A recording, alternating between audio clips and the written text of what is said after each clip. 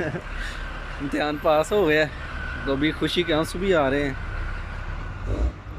मैं आपको अपनी कैफियत नहीं बता सकता कि मैंने खुद ही बगैर किसी टीचर से पढ़े खुद ही यार पढ़ लिया और खुद ही पढ़ के मैंने जो है ना वो अपना एग्ज़ाम पास किया है।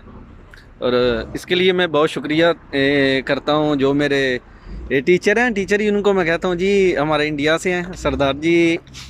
और आपका बहुत शुक्रिया जी, पीबी के चैनल, उनकी वसातत से मैंने अपना जो आज थ्योरी का टेस्ट था वो पास किया है।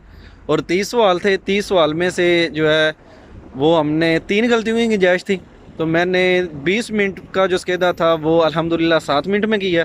और 7 मिनट में करके तो मैंने पीबी के चैनल की तरफ से जो है वो एक और इम्तिहान का संग मील अबूर कर लिया है। और सिर्फ 2 गलतियां हुई हैं जी,